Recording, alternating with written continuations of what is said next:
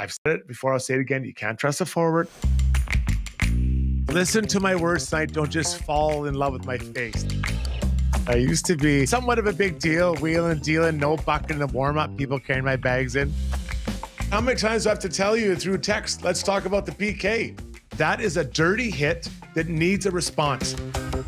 I like a stiff, stout pillow. We'd rather dress nobody than dress you. The only thing I like better than easy points are free Slurpees.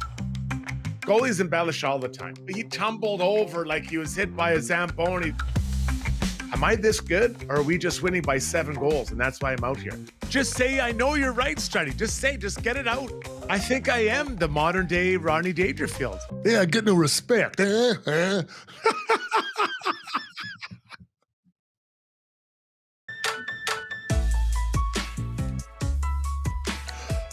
Welcome in, everybody, to Struddy's World. How are you doing today? Thanks for joining us. It is game day. Oilers are in Washington, take on the Caps with the mighty Alex Allard and Ovechkin. The Oilers continue this long road trip. Game 5 of 7, and lots of updates for you today, both on and off the ice for the Edmonton Oilers. The show is brought to you by our good buddies, our title sponsor, Weiss Johnson Heating and Air Conditioning. Should you need a new train furnace, air conditioner, heat pump, hot water tank, or garage heater, Weiss Johnson now offering 24 months, no interest, equal payments, OAC to make your purchase easier heading into the Christmas season. Their family, helping your family for nearly 50 years. Visit WJJingle.com for exclusive specials just for Got Your Back Jingle lovers. Hit it. Weiss Johnson, whoa. And we've got a special cast here today with us. No Zuby. Zuby is off at parts unknown, an assignment unknown. We've got Scuba Steve with us instead. And then the big man, Rishaug, isn't playing 27 holes today. He's only going to play 18, so he can join us for the first 15 minutes. And I think there's also part that needs to rest his golf groin world. So welcome in, Shoggy.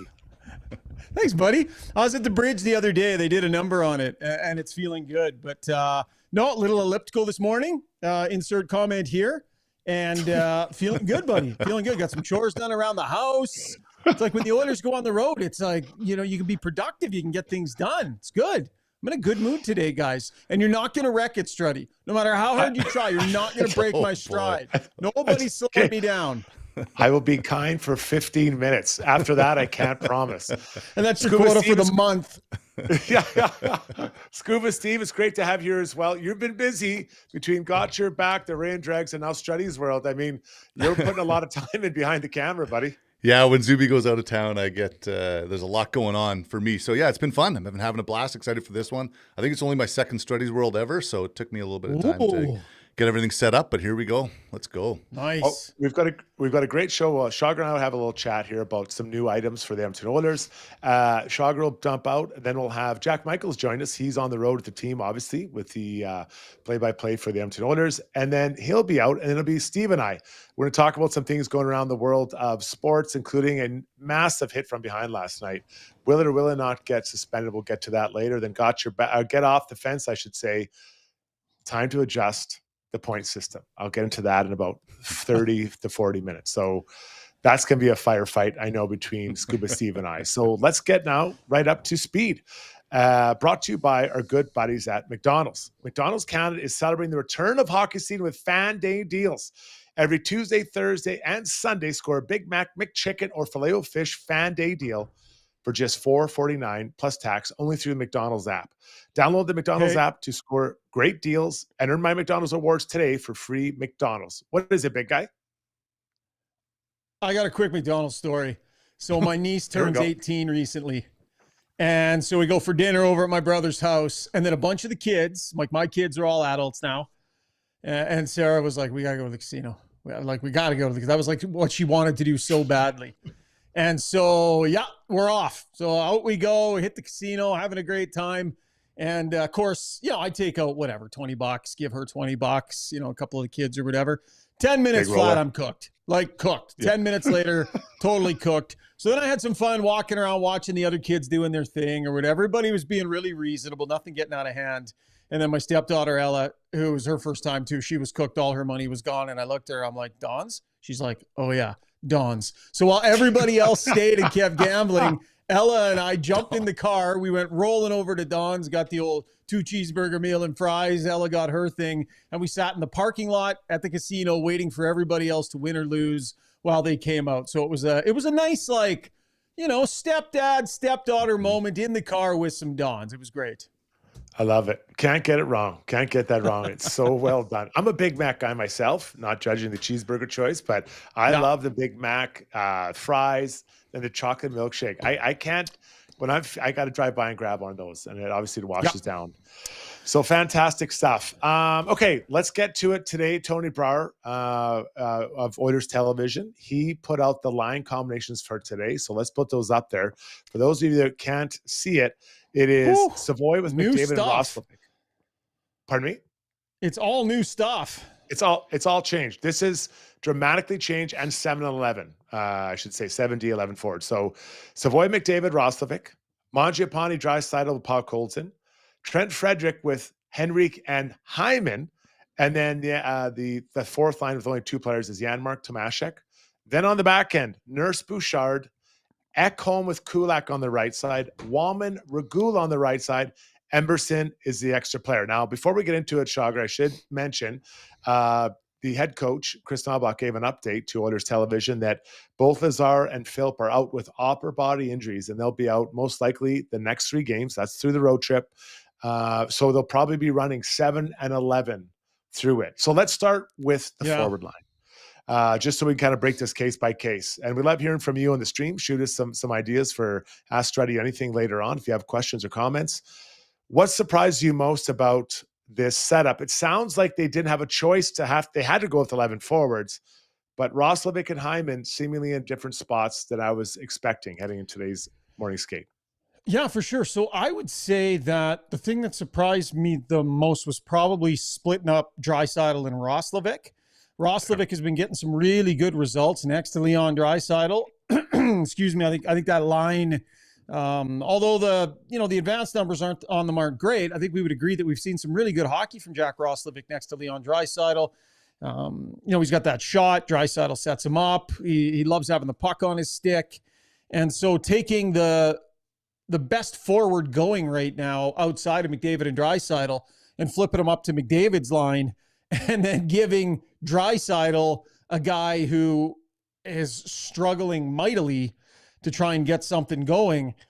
That's interesting to me. So Draisaitl likes playing with Podkolzin. They need Mangiapane doing more than he is. So let's give him to Leon Draisaitl, even though it was working with him and Roslovic. So I find that a little bit interesting, but it's something that they haven't done a lot of, and I'm interested to see how it goes. You? Well, that jumped off the page. The Roslovic, Draisaitl being broken up for sure. But it looks to me like what he's trying to do is duos. So let's look at the duos. Savoy, McDavid, Roslovic. Now, you could say it's, Roslovic, McDavid, but Savoy and McDavid have been done well together. Draisaitl, Paul Colson, they know each other well. Henrique, Hyman have played together in the past. So what I'm seeing here is they're putting kind of duos together. But to me, the cherry location on that lineup is Trent Frederick beside Hyman and Henrique. To me, this is screaming, we want to get this guy going. Henrique and Hyman are both smart guys. Hyman works his ass off. Henrique's very smart.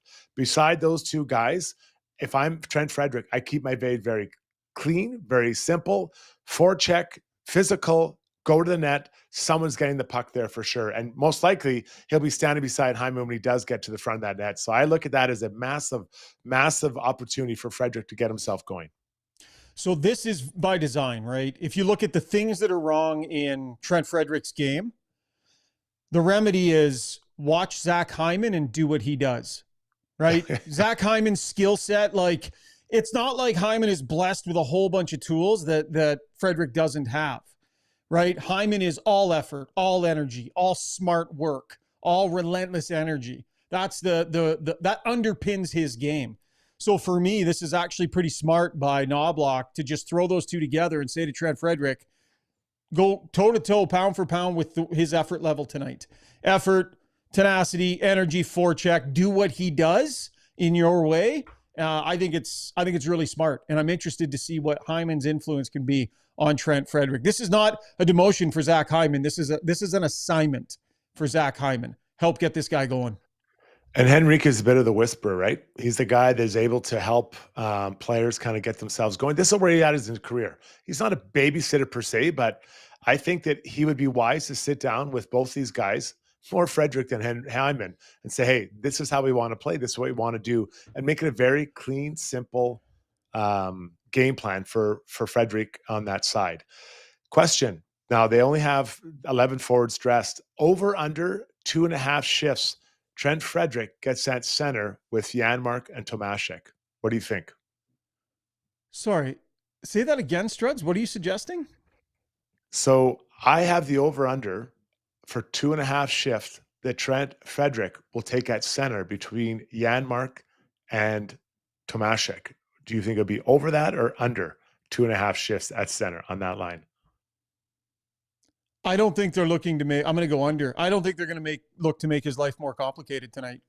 Nope. Trent Frederick, you're a winger tonight. That's it. We're not going to ask you to go play center. Not going to ask you to think things differently one shift than another. Your assignment is up and down the wing. Your assignment is get in on the forecheck, be physical, make good plays, get some shots on nets. I'm not complicating this player's life. So I think he will stay on the wing, and I think they'll rotate McDavid, Draisaitl. They might move Henrique in with Janmark and Tomashek a little bit. I wouldn't do it. I just wouldn't do it. This player needs to simplify, not complicate. You? I would put him in there. I think that if he has a good couple shifts, I throw him in there. Buddy, we want to see more of you. We want to get you going. Like I want him to be excited to play and feel like he's a big part of what's happening right now, this group. That's the great thing about running 11 forwards. There's not many great things. Actually, really nothing I like about it. But I do like this opportunity to plug in guys that are really going. We know Connor, what he can do. We know what Leon can do. You know, Henrique, I think, got to monitor the ice time a little bit, just, you know, where he's at in his career. So I'm looking at the other guys. Who are the other centers that are going to pop in there? Now, both Tomashek and Janmark can play center, so you can throw a winger down there if you're feeling it. But I got it. I've just made the note to myself, review tonight. I might be completely wrong, but if he's going after the first, I'm dropping him in there for a couple of saying, buddy, keep doing what you're doing and push the pace. Here's the issue, though, Struds. Taking a third line player and dropping him onto a fourth line, it's hard. Like, because generally speaking, if things are flowing normally, you can roll your third line and then you can probably roll your fourth line next if that's what the other team looks like they're doing. That'll get them so out of sync trying to sub in a third line player onto their fourth set of wingers. I think it throws things out of whack a little bit too much, doesn't it? Isn't it way easier to go, you know, line 1, line 2, line 3, line 4 with the first center or line 4 with the second center? And isn't it a little harder to work your third liners in with that extra unit? Well, and that is part of the challenge. We don't have enough because the only guy in your order who's free between shifts is Leon. So are you double shifting Henrique or are you double shifting Connor? And Connor can do it. Like, I'm not suggesting he can't. Yeah. But I'm talking maybe coming out of a TV timeout, maybe start of a period. Let's say that they have it going. I feel like with Knoblock, he tries to get guys going by rewarding them. And I'm looking at this opportunity for him. So let's see at 2.5. I got it over 2. I think he might get, I maybe should have set up 1.5. 2.5 is a bit aggressive. Let's remember to revisit that on the show tonight. And somebody will get a head flick tonight being right or wrong. I love it. The listeners definitely will remind me when I'm wrong because they love doing that. On the back end, 7D, man. So the way they practice, the way they're set up on Tony's list, not that I'm suggesting Tony's wrong, but it can change dramatically. But in a nutshell, Nurse back with Bouchard, and they've split up. Well, I guess Nurse and Wallman is what they've really split up and put Wallman back on the left side. So I know one of the reasons Chris Knoblock likely went to 7 defensemen last time was so that he could sit guys that aren't playing well. It's really hard to do it when you've got 6. And I think that 7 affords him an area of accountability. So I'm going to keep an eye on that. I don't think he wants to play all 7 defensemen tonight. If everybody's playing well, then I guess he will. But I would be on the lookout for some accountability through a 7th defenseman tonight. Maybe if it's Darnell Nurse, maybe if it's Jake Wallman. I'll tell you what, if either one of those guys don't have their game tonight and are struggling, I'm sitting them for half a period. Because it's time for the head coach to fire a rocket at that blue line, and at those 2 in particular. You can include Kulak as well. It's time for him to fire a rocket at those guys and say, it's not a guarantee that you're going to get out there as much as you want to. So I like the idea of accountability with 7 defensemen tonight because it is needed right now. And I hear you, but Emerson and Regulak, they haven't been playing at their top of their game either. So are you going to, set a message by punishing the team by maybe playing guys who are struggling right now in their game? And Emerson has come back in and played pretty well when he's come back in. So I think it's going to be interesting to see how those two play, if it affords them the opportunity to sit guys if it's going that direction. All he needs is for Regula to just find it again, right? It's been a few games of dip here. I expected this from this player. It wasn't going to be all arrows up the whole time. That guy's play upticks just a nudge to the point where he's like, okay, this is a usable player. Now he's got the ability to sit this guy down, sit that guy down, elevate his minutes. The problem is outside of Ekholm and Bouchard are playing reasonably well right now. The rest are just taking turns making a disaster out of it. So he's got to start getting some accountability working through that blue line a little bit. I'm looking at Kulak. I think he's going to have a good night. I think that he'll play well beside Ekholm. They're both pretty smart, pretty steady guys. So I'm looking forward to that being a balance. And after that, let's see what happens. Let's see how it shakes out. All right. Okay, Shogger. Any final thoughts? We appreciate it. I know you got the back nine. You got to play. So have a good round. Rest up the golf going. We'll talk to you tonight. Yeah, say hi to Jack for me. We will. See you later, buddy. Ryan Rishaug here. Holy geez, there he is. One model to the next. Jack Michaels, the voice of your Edmonton Oilers. Jack, thanks for joining us today. You probably just heard us. You know the lines. What was your sense when you're down to practice and you see the lines shifting up like they have today, going 11-7, out of necessity also, though? Well, that's the thing. First off, make no mistake, there might have been a time where Knoblock dressed 7 with the express purpose of having that accountability. But tonight, it's out of necessity. Lazar and Philp are banged up. They weren't on the ice. He's got Tomashik as an 11th forward, and that's it. He doesn't have a 12th forward. Nugent Hopkins isn't ready to go. So, he's going 11-7 out of necessity tonight. I think the other thing you're seeing with the D-pairings is a recognition that, Nurse and Wallman isn't working right now. And so sometimes you make one move and maybe it pays off for a couple of pairs. Who knows? I think it's telling that, Kulak gets a chance to elevate. I think Kulak at times, whether it's been the 7 defensemen or, for whatever reason, the Oilers trailing in games, Kulak is a guy that I thought played his best the last few years with increased ice time. I actually was surprised that he was, considering, kind of the way he was relatively slowly brought along by Calgary and then Montreal. He actually thrived with bigger minutes, and he's going to get a chance to play bigger minutes tonight with Matthias Ekholm. So I think that's why you've seen the moves. I think also with 11 forwards, he wanted to balance out the scoring a little bit, get Roslovic up with McDavid, and try to maybe jumpstart Adam Henrique and Trent Frederick, who've been really quiet in the month of November, at least offensively, and give them Hyman to play with. Yeah, and that's a great point. When you look at Hyman, it's funny. He just got back, and now he's the one that's going to whisper to, well, I think for sure Trent Frederick. I mean, Henrique, I think we kind of know what he is at this stage in his career, as far as he's kind of the. And I think he's actually presence. Played fairly well. Yeah, I think in the calming. Yeah, and to your point, I mean, Hyman, they haven't exactly eased in. He's played 23 and 22 minutes. Coming off 9, what is he coming off? Almost 7 months off. So it's been really impressive. He's a bit of an engine for this team. I also think he's a bit of conscience for this team. I think, he's a guy that doesn't view it as a mid-November game in Buffalo or Washington. He views it as a game. It's a product of how he broke into the top 6 in the begin with.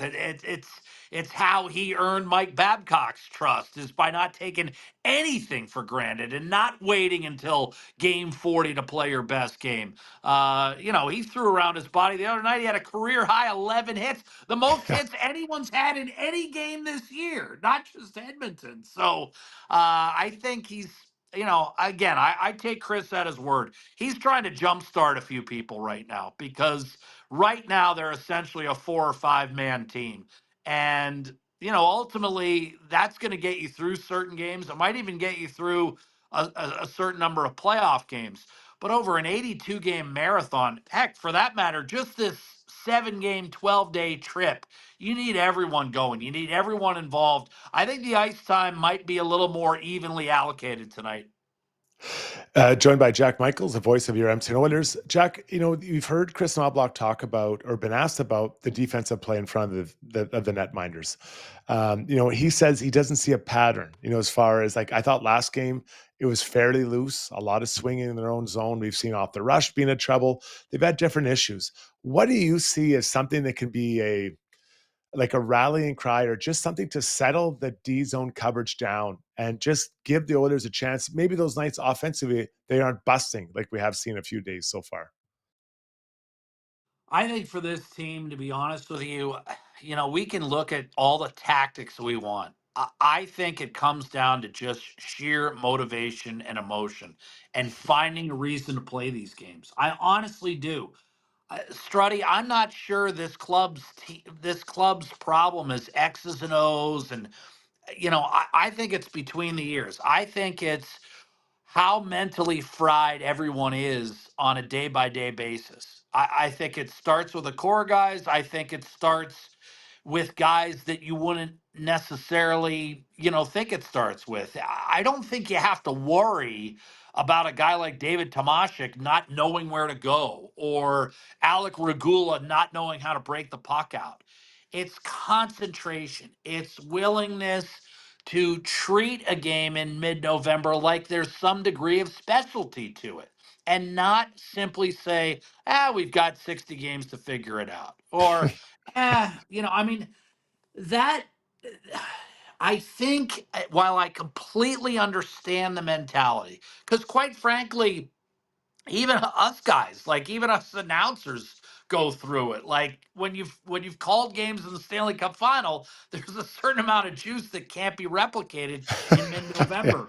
But right. Struddy, you've been there. Sometimes when you get yourself in some bad habits, all of a sudden they're tough to break when you need to break them.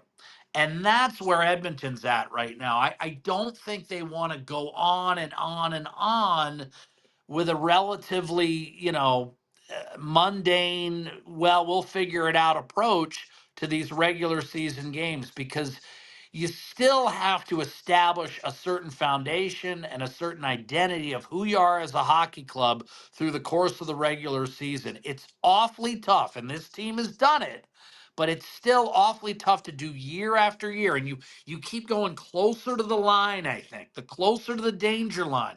Think of how close it was last year. They needed some help from LA to get back into that series. They didn't just win that series on their own. They needed some help from LA to get them back in that series. Again, this is stuff that, we're going to be talking about for the next 5 months, but I think more than any sort of D zone structure, anything like this is about bearing down, attention to detail, and playing hard and treating game 22 like it means something. I've said this before, but there's a great quote by Winston Churchill, and it's about the Americans. And it's a bit tongue in cheek, but he says, "You can always trust the Americans to do the right thing after they've exhausted every other possibility." And I think it reminds me of the Edmonton Oilers when I hear that, because you're so right, Jack. It's like, let's do it this way or that way or this way, and then all of a sudden, I think it was a trip to Washington last year, wasn't it, or was it the year before? 2 years They kind of, ago, two yeah, years ago, they were dead in the water. They were 10 that's right, points out of the playoffs. They shut out the Caps and they yeah. won, I believe they won 24 of their next 27. And that's it. So they're like, "Hey, we've had enough. We're going to do it the right way, and we're all going to do it Right. the right way." And so, and I get challenged all the time, whether it's online or on a show or just walking through the street. When are the Oilers going to get it going? I'm like, when they feel desperate, when there's no other way, they will find it. And Connor's laughed and joked about how they seem to like doing things the hard way, Jack. And they have. So and I understand people's concern about, well, why aren't the D and the forwards connected? And I think so much of this is just attention to detail and a lack of concentration. I honestly think, whatever they call those, the control board is a little fried right now. Just because of all the high pressure and high Sure. intensity games they're in. No matter what, tricks you try to play with your own mind about how this game means something, ultimately a pattern has developed with this team, and it's a pattern that you just articulated. They only seem to respond when challenged or pressured or threatened. And I look at two of the best periods they played this year was Utah was up early. They were up 2-0. They started saucering Yeah. and swaggering. And Edmonton was on the verge of being embarrassed in front of 18,000 of their fans in their building. And they came out and smacked Utah all over the place for the next two periods. Ultimately, it's going to be moments like that that are going to carry this team through this particular point in the season. I don't necessarily see, a definitive, path towards all of a sudden, 20 solid games in a row. This is a bit of a gamut, though. Washington, Tampa, Florida, Dallas. They better bring it. They better be at least close to their game, or these four teams can expose you and can embarrass you, even as beat up as Tampa and Florida are right now. 100%. Jack, I really appreciate you got the call tonight. What is it? 5:00 Edmonton time, right? That's right. And a little Scotiabank Wednesday night hockey, Edmonton, Washington. Who knows? Could be the last time I get to see Ovi in his own barn. He just broke another record. Did you know that?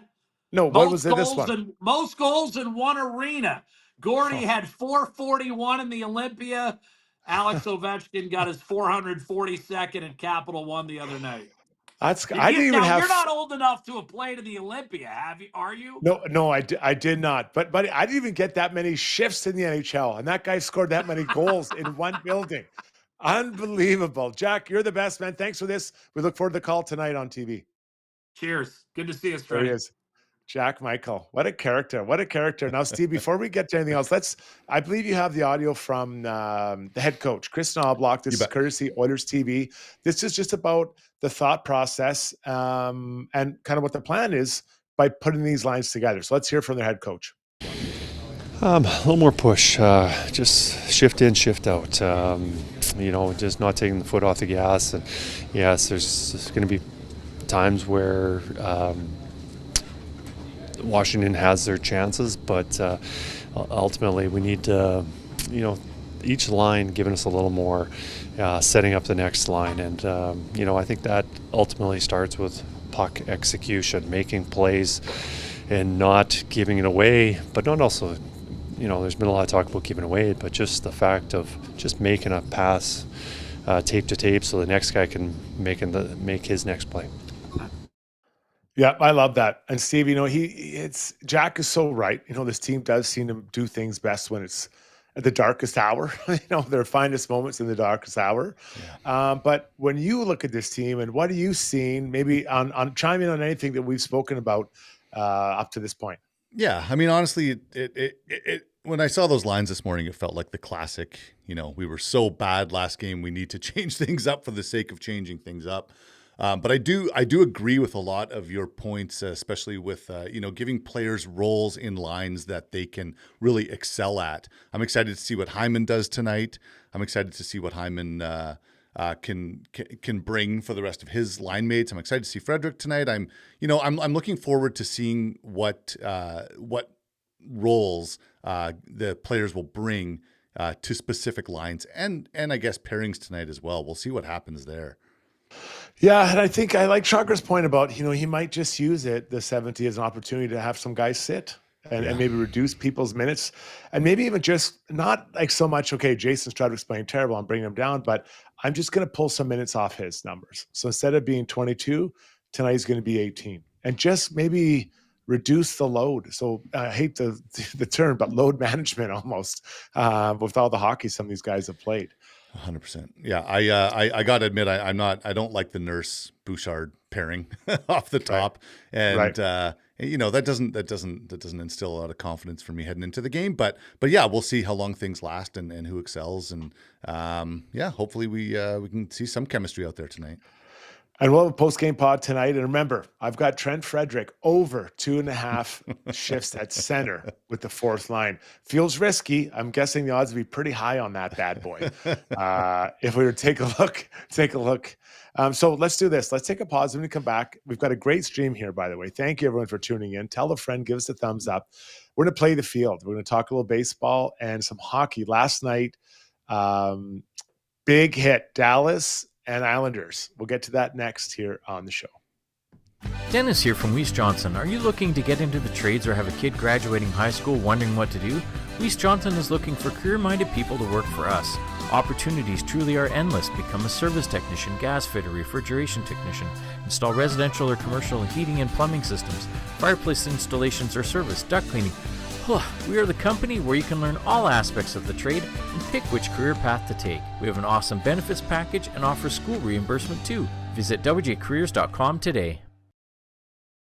A delicious small premium roast coffee at McDonald's is still just $1 plus tax, which means you can enjoy great tasting coffee every single day. Rich, full-bodied flavor at a price that's just as satisfying? Must be McCafe.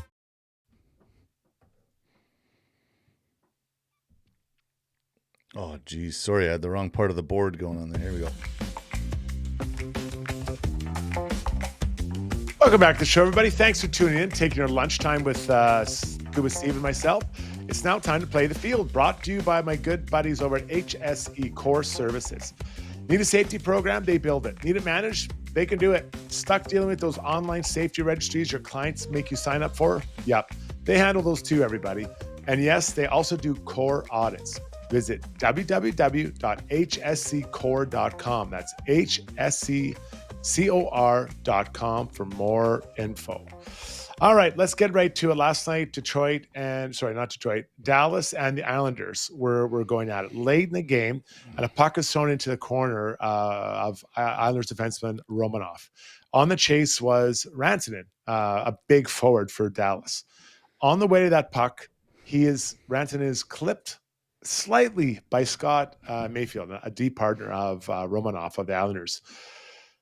Anyways, what happens is that Rantanen crashes into Romanov, and Romanov goes in hard. Like, I'm talking face first, hard, out of control, and he's injured. He's down on the ground right away. People jump on top of Rantanen. Rantanen is given a game, 5 minutes. He's out of the game. On the way off, Patrick Waugh, who at the best of times is hot-headed, and the worst of times is out of control. He's yelling at Rantanen as he goes off. They said, "You're not going to make it through the whole game when you come to New York. You will not last the whole game." So basically saying that he's going to, there's going to be a bounty on his head. That's a no-no. I'm sure that the league will look at that. You cannot threaten another player when you're a coach. But according to Elliot Friedman, there'll be no supplementary discipline on Mikko Rantanen. Now, you can give your thoughts. I've got mine here. I set it up for you. Mikko Rantanen crashes into Romanov, who crashed into the wall. Where are you at with this hit? Should have been looked at by the league, or suspended, not looked at, should have been suspended, Mikko Rantanen for this hit? Yeah, when I first saw it, I thought, oh man, that is dirty. That is awful. He extended his hands. He went right into the stop sign that we see on the youth hockey jerseys and pushed him hard into the boards. It was scary, to be honest. And then the more I saw it, I saw how much he was clipped and how fast he was going in. And I mean, you say he was barely clipped, Struds, but I wonder, you tell me, if you're going in with that much speed and you're clipped, and it almost seemed like a natural reaction to sort of put his hands up and do the best he could. But I also saw a little bit of a pushing motion. So I'm stuck on this one. Okay, so your points are all really well made, and that's where I'm going to go a little bit. I do not like hits from behind. I was once tripped from behind. I went and broke my wrist, smashed it in the wall, and I was pissed. I got up and I was trying to slash a guy with one arm, and he's like, "It's not me, it's him." And so I was chasing that guy around trying to slash him. I was so mad that this happened. I did break my wrist, so I'm very sensitive to these types of things. There's no doubt to me that Scott Mayfield did clip Rantanen. The piece I don't like, and I think that set him in motion, was there was a cross-checking, pushing motion into Romanov. I understand you're bracing for contact. You don't have to cross-check the guy in front of you. Brace for contact, batten down the hatches, whatever you want to say, and go in. Romanov wasn't involved in this at all. The Mayfield and Antonin exchange until he was, and then he gets really, really hurt. Yeah. We don't know the extent to which it is. I have no doubt that the league looked at it and said Mayfield interfered with Rantanen, and that led to Rantanen hitting Romanov. Yeah. I think he could have done something different with his hands and not had this come out, because that was gross. Like, that was an absolutely, if you haven't seen it, go and watch it. And if you don't get queasy to your stomach, you have no feelings, or you've never played sports before, because when you're out of control going into a very, very hard wall, Steve. Yeah, like I say, it was the extension of the arms when he was going in on the push that sort of got me. It did feel like he could have, I don't know, tucked in or sort of, rolled a shoulder or something like that, and probably really, really lessened the damage that way. Unbelievable. So we'll see. We don't know the extent of Romanov, but Mikko Rantanen will be in the lineup next time. Patrick Roy, I'm not sure there. When we were taping this, before I looked, I didn't see any supplementary discipline, but I'm sure he'll be getting a word from someone, because that is something you cannot do, is get after another player on another team. Okay, sticking with weird injuries, and it's been a really wild year of injuries in the NHL. Florida Panthers forward Eetu Luostarinen is out week to week after being burned in a barbecue accident, according to their head coach, Paul Maurice. So apparently he got burns, and he didn't have to stay overnight at the hospital. But what is going on? We had, Jack Hughes allegedly falling through a pane, or breaking through a pane glass and cutting his arm. He's out 2 months at least. We've got this guy having a burn at the barbecue. Now, I hope he's okay. And according to their coach, most of it will be, when does he feel comfortable putting his gear on? Because burns they burn when they get sweaty and they rub up against your equipment. But this has been a crazy, what is that, like a week? Two crazy things to two really important players to their teams. One a first center, and then the other one probably, a two center in Florida. Yeah, it's funny. As a fan, I think you sometimes see your favorite athletes go and do things. Maybe they're water skiing here in the Okanagan Lake, or they're out skiing somewhere. Or they're doing something that you're sort of thinking, man, what are they thinking? This is dangerous. But when someone goes out for dinner, or someone cooks himself a steak on the barbecue, I don't tend to get concerned. So yeah, out very, very strange sequence of cooking related events this week.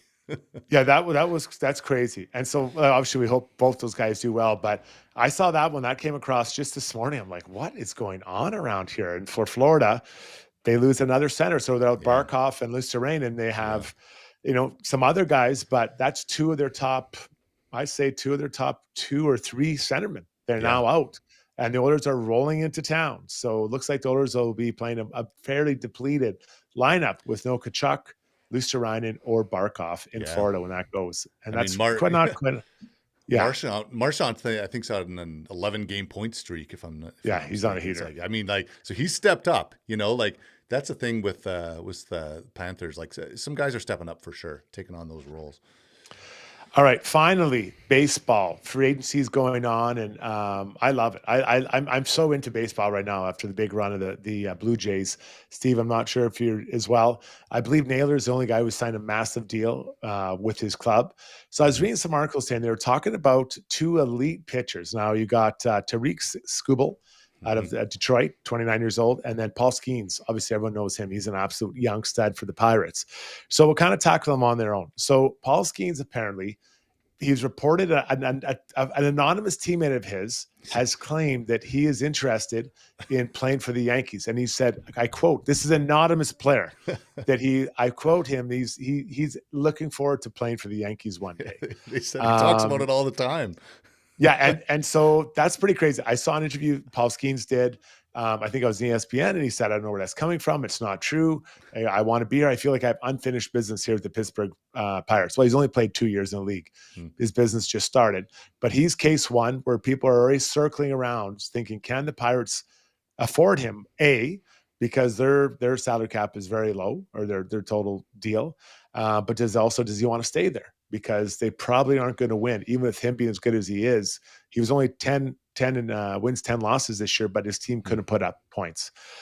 On the other side, you got an older player, Tariq Skubal, who plays for the Tigers. And this guy's been a stud for a long time, 29 years old. And, the highest contract in history of baseball for a pitcher is $324 million. The highest single year is Max Scherzer, $43.3 million. So Detroit Free Press is talking about that this guy could hit a 9-year deal at $43.4 million, which is slightly higher than what Max Scherzer signed for in his short-term deal. $391 million he would get. Now, Detroit's on the record saying we're going to sign him. I look at their financial situation. They were middle of the road for their salary cap, but that's a big hit if you're going to take on $40 million. Keep in mind, there's some teams in the league with $30 and $40 million payrolls. We're talking about one player here. So these two guys are obviously studs, and every team would covet them. The return for them would be insane if you were to make trades for them. And some people think that, maybe Skubal now's the time to trade him because he is so good and he's healthy. He's had some health issues. But when I think of that $43 or $44 million a year, and we see it in football, and we see it position players getting that kind of cash, Steve, it is huge. And these two storylines for these teams is pretty significant for their fan bases. It's unbelievable. I mean, that is just, crazy amount of money, first of all. But I'm curious about Struds. Do you have any examples of teammates or friends of yours? I mean, everyone has their favorite teams, their favorite personal teams, right? Including professional players. And I'm sure guys talk about it, and I'm sure guys feel they want to be somewhere because it would just be cool to wear the jersey that they wore growing up, or they have whatever attraction to a team. Did that happen a lot with you in the room, or do people talk about that? Yeah, I mean, I don't remember guys saying I want to play here or there. I'll give an example. When I was drafted by the Islanders, just a few picks before me, the Edmonton Oilers chose a player named Brad Symes. And Brad and I were very similar. I was maybe a little bit bigger. He was maybe a little bit more skilled, but both kind of heavy, hard-nosed, kind of guys that fought, defensive style players. And so my feelings were a bit hurt. I'm like, I was right there. Why don't you take me? And that's not taking anything away from Brad Symes. That's not my point. But it's just like, that's how I felt. And I went to the Islanders, to which I had really no affiliation. I had no love for them at all. And when they drafted me, obviously, I was very happy and in love with it. But I didn't, even after that, I never thought, man, I'd love to go play for this team or that team. I did think I'd like to play with this friend or that friend, but I never think in a team. I don't remember guys specifically saying I remember guys saying maybe it'd be nicer if I was closer to home. Let's say they were playing in Edmonton and they said, I'd like to be closer to home. Or even when I was with the Rangers, I was like, it would be nicer if I was closer to home. I'm not saying I want to leave. I'm just saying it'd be nicer if the weather was a little bit warmer today. You know what I mean? Like, that's how it is. But specifically, no, I don't remember anyone saying that. And I don't know how I'd react as a teammate if you're sitting there. And let's say Paul Skeens actually did say this.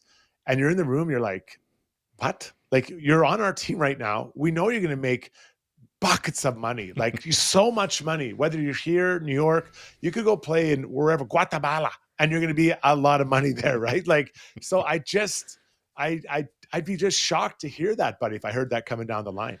Yeah, I can't imagine that going over very well in the room. And you got to wonder for Skeens that, what actually was said, if anything. He's claiming that it came out of nowhere. Could have been some offhanded comment, or maybe it is something that he's really feeling and just hoping wouldn't get out there. But I don't know how I'd react as a teammate either. Probably not very positively. No, and it'd be unsettling. So let's watch these guys, right? Skubal and Skeens, obviously talented players. I think Skeens is up for the Cy Young, which is going to be awarded today, so he may get it. He's one of 3. We'll see what happens. So keep your comments coming in on the stream. A great stream today. We'll get to those a little bit later, but we're going to pause. When we come back, I'm going to tell you what's time for the NHL to update their points allotment. I'm fired up. This is long overdue, and we're going to settle this next. Gary Bedman, I hope you're listening. So at Timberhouse, our guiding philosophy is naturally inspired living. We believe that through design, we can solve problems and enhance people's lives. We follow biophilic design principles in all of our builds to incorporate natural materials, natural light, to enhance all the spaces in a home. When you have your space perfectly reflect who you are and what you value, and it's made well, we think that just leads to better living.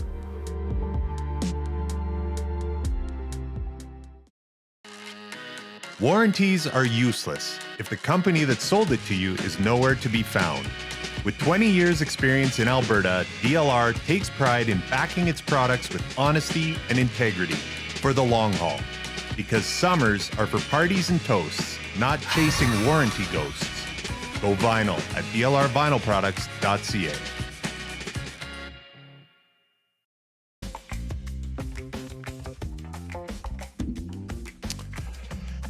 All right, everybody, it's now time to get off the fence, brought to you by our buddies over at DLR Vinyl Products. If you want a deck that lasts, you need to check out Vecca Deck and Wolf Serenity.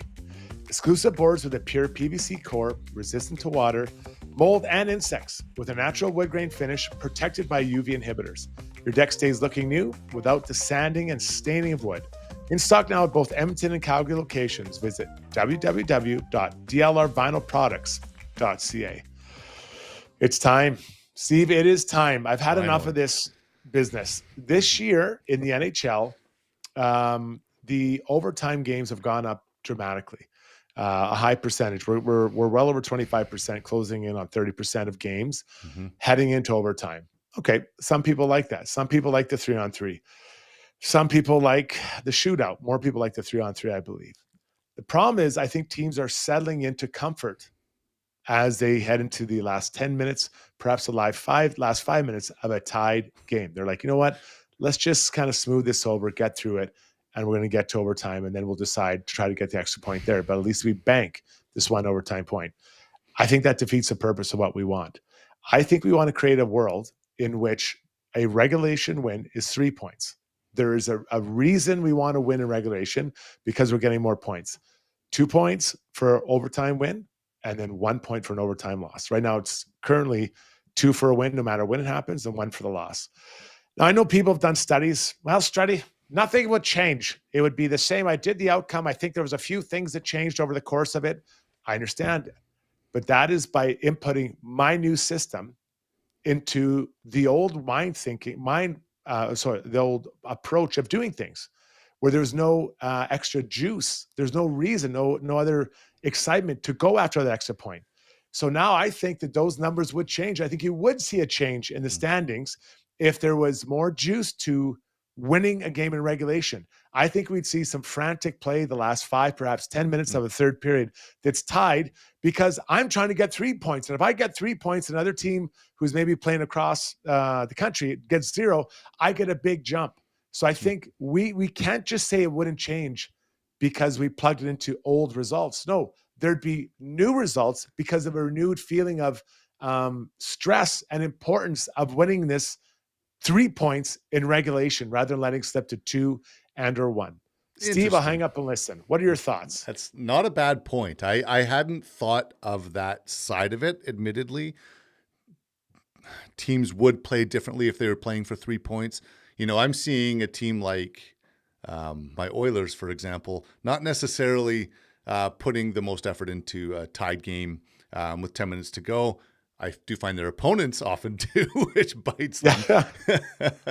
But, you know, I think, my opinion is the goal for this league is parity. And I think we've really, we're inching closer to that most seasons.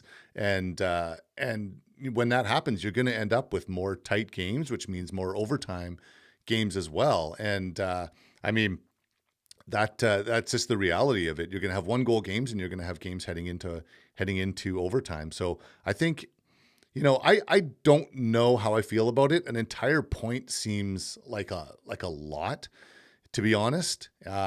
However, having said that, the Oilers have benefited a few times, obviously a couple times just in the last week or so, on making it to overtime when they probably shouldn't have.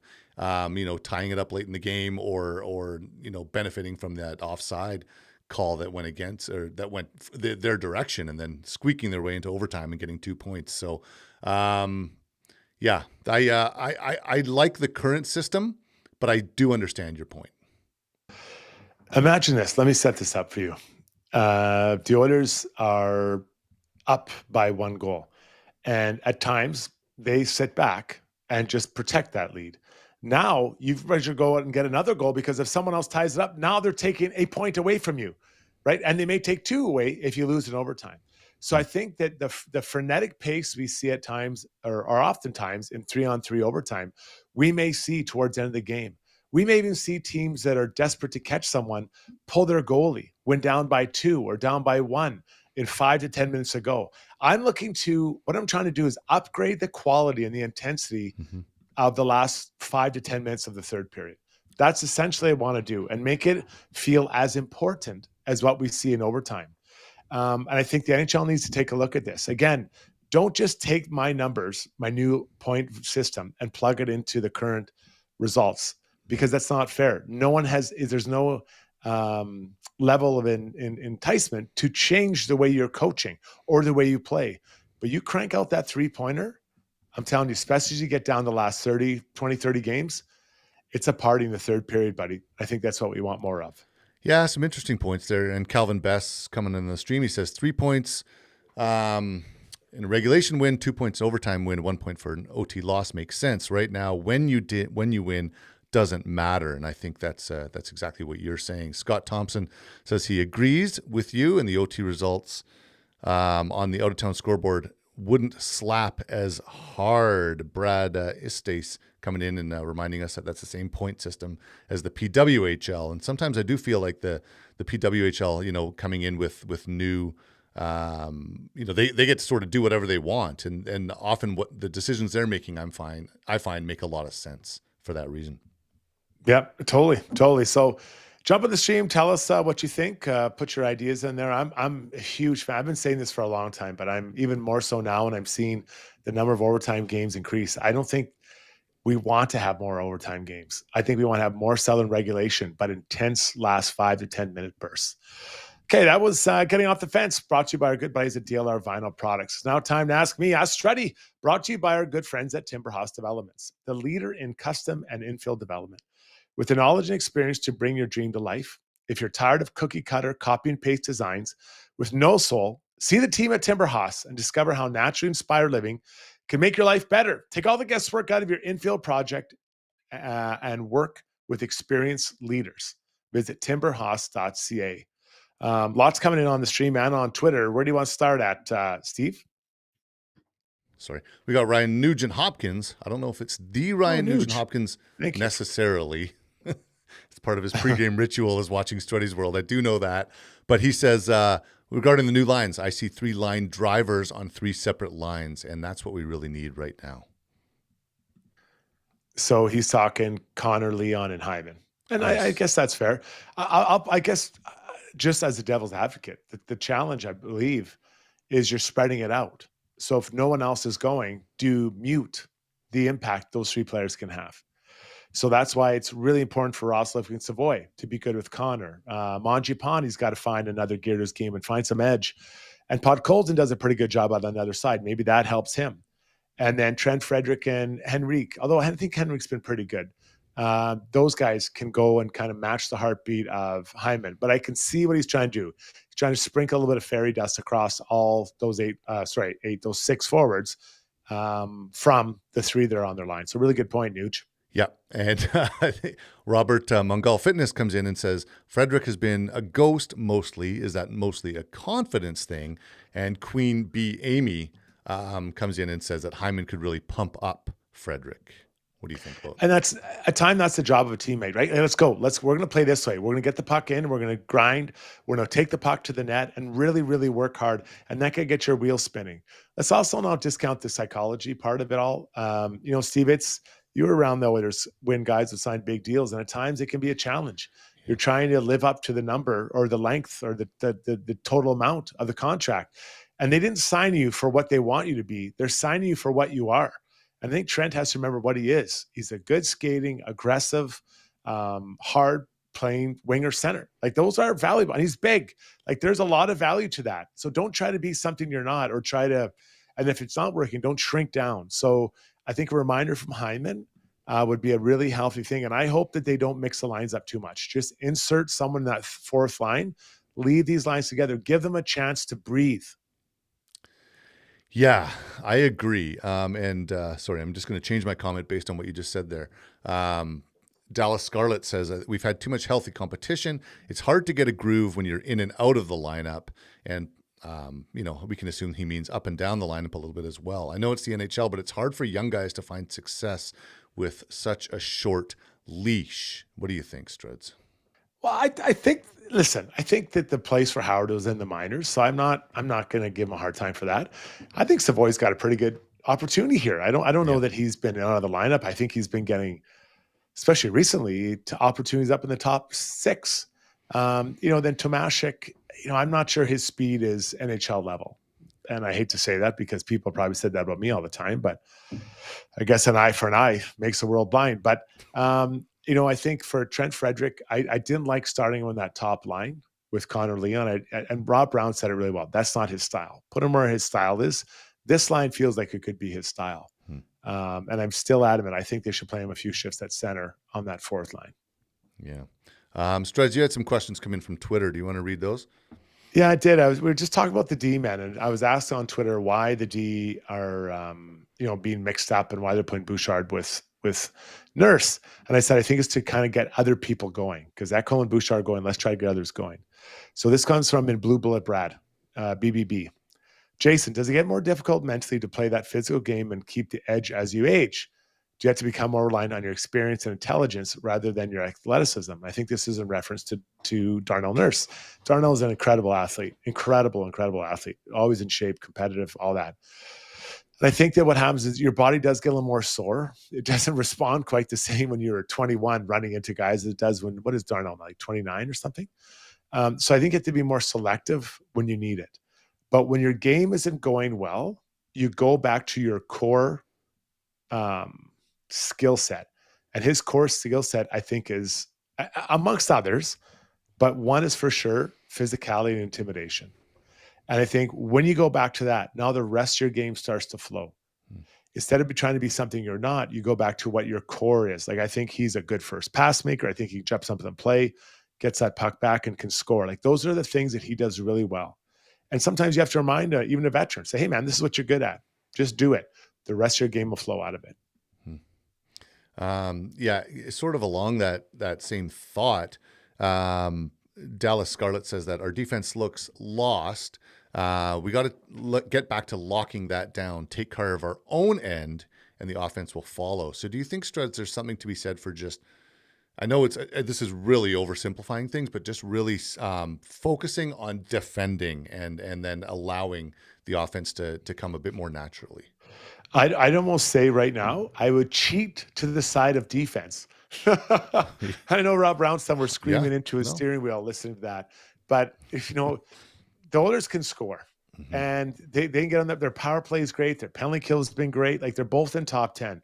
It's the 5-on-5 right now that's really hurting them. So, I don't know that any coach has ever used this line, but I'll use it. Cheat to the side of defense, right? Err on the side of being more cautious. Yeah. Make sure it's all locked down in your own zone, then get out of your zone and go play in their end. So yes, I do think that's where the team's at right now. Then you can get some defensive confidence and your goalies can have somewhat more clear idea of where and when pucks are coming at them. That's really, really interesting. Did you have anything else from Twitter you wanted, or I've got one more here we can do? Yeah, no, one more is good, buddy. Yeah. Okay. So Gong Show, he comes out and says the line scramble looks like a desperation move, like just pulling names out of a hat with fingers crossed and hoping something works. Gigi No Re comes in and says, why are we excited for another line blender? We've already seen this over 20 times already.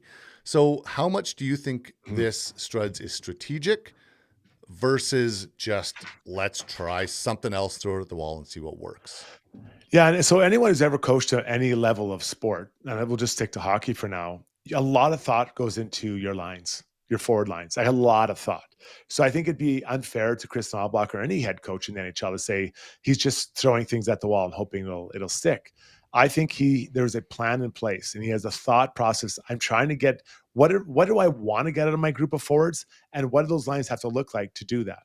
So I think today it's clear they've kind of got duos set up, right? You've got the Roslovic Connor, you've got Podkolzin and Draisaitl, you've got, I'm going to put Henrique and Hyman because they had success together. We're going to put those 6 guys in a position along with people who are maybe not struggling in cases of Savoy, but are either, a bit young or struggling. and we're going to try to get 3 lines going. So we have 3 lines buzzing, and then we'll drop in a Hockey Hall of Famer on the 4th line to take that from a 4th line to maybe a 2nd line with that center there.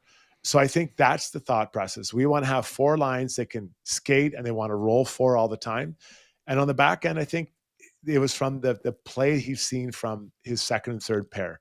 You can't keep doing the same thing and hope it changes. It hasn't changed yet. So now it's time to make an actual change. And with 7D, you can kind of go with the guys that are going. So if Emerson's rolling, okay, let's play him instead of 12. We'll play him 16. Right. Maybe that means that Kulak comes down to 16 or whatever. So I'll be really interested in the ice time distribution on the back end tonight. I think that's what we have to be watching for, Steve. Yeah, that's going to be really fascinating to watch. I agree with you. That's most what I'm going to have my eye on tonight for sure. I love it. Well, everyone, really appreciate all you tuning in over your lunch break. And tell a friend, give us a thumbs up if you got a chance. Steve, I love doing it with you. The background looks sick. I love it. Thanks, buddy. Looks so good. Any final thoughts before we kick off into the rest of our afternoon? Oh boy, let's hope for a miracle tonight, Struds. And I know it's sad to call it a miracle to hope for a win against the Capitals, but I'm really hoping that we see some magic, we see a little bit of chemistry, we see a little bit of confidence, and maybe, just maybe, a smile or two on the face of some of the leadership team as well on the ice would be nice.